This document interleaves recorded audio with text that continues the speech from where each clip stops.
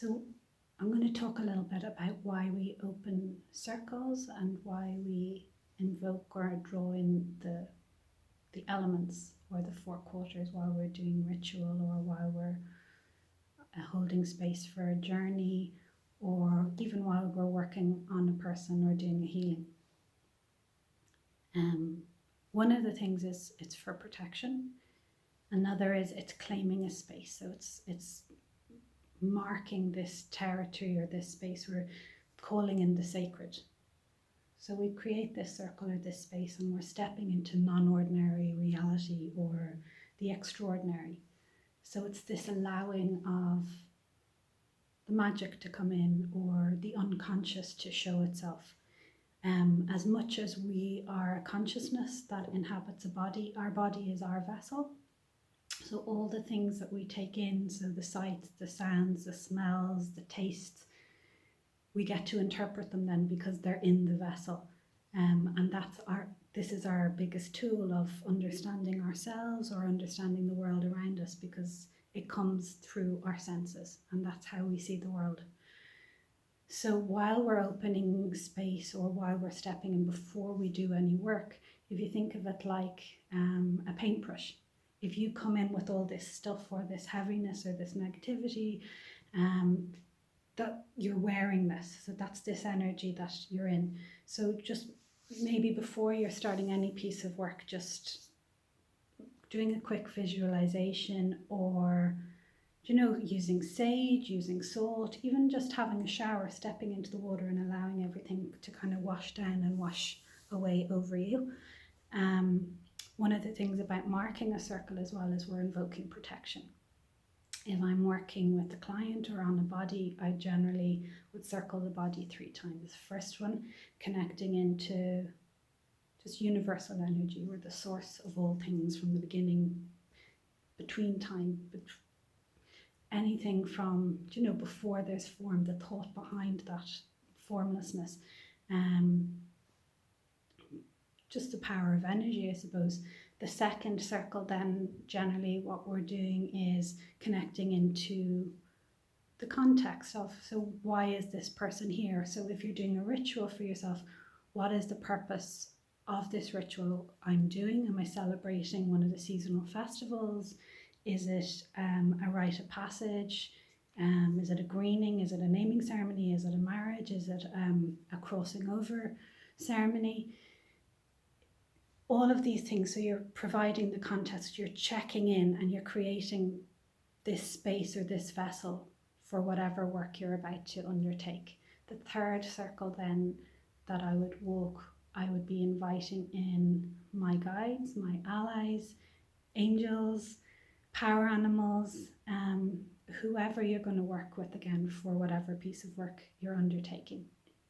There's so many ways we can do this. So in opening a circle, you can literally draw it with your hand, maybe walk the space that you're going to perform the ceremony, or just, if you're in your bedroom, just around maybe your bed. Another way you can do it is sprinkling water.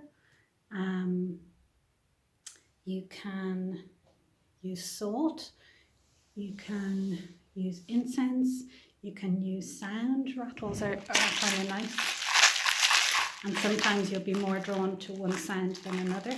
So a lot of this is using your intuition and asking. Another lovely way to do things then, so we've claimed this space, we've opened the circle, so it's this sacred space, it's protected space. So we're asking our guides, we're asking our allies, we're asking our angels, whoever it is that you work with, to hold the space, to protect it, and also to magnify the healing of whatever work, again, we're doing. Then with the 4 quarters, or with the elements that we're calling in, they're like the pillars of the temple. So they kind of support the work. They're the energy of all life is created from the 4 elements, which is why, if you see different people's altars, you'll often see representations of the 4 elements. So you'll see a chalice of water. If you can get it from a holy well or a stream or somewhere, that it hasn't been, chemicals haven't been added or different things. just a place that you go to, that's in nature. It's those things that we imbue with sacredness that then we can bring home with us and incorporate into our own rituals. Then for earth, you can have leaves. I have a bit of moss here. I don't know if you can see it. Stone, a plant, wood, salt. For air, we generally would have maybe incense.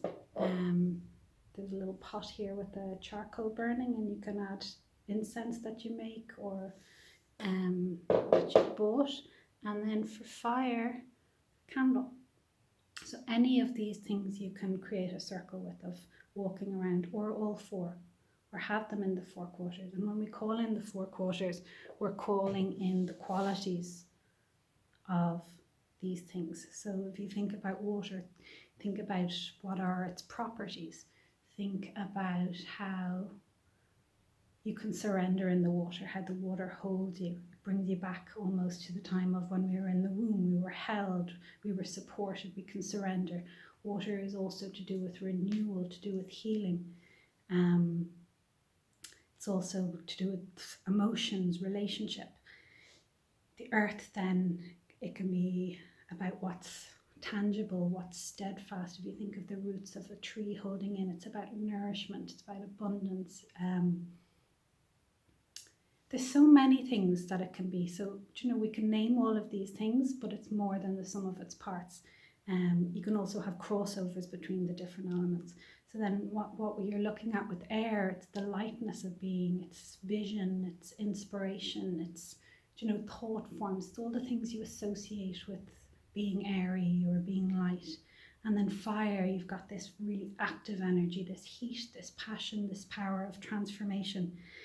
A lot of people ask sometimes, well, what are the words that you use when you call in the directions? And often, and I know they don't like it, but it's really good to come up with your own words, because it's the intention that we're calling in on that has the power in it. It's not the specific words we use.